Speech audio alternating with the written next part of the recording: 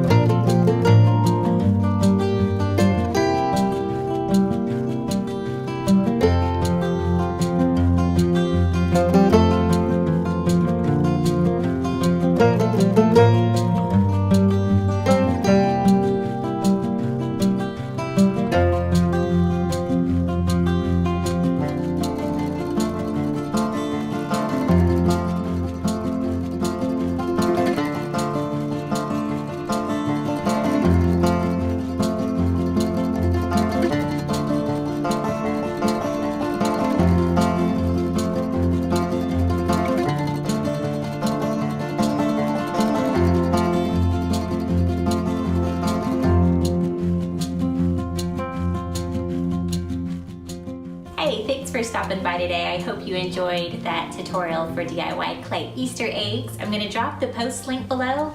It also includes Stephanie from Casa, Watkins Living Easter tree too, so you can check that out.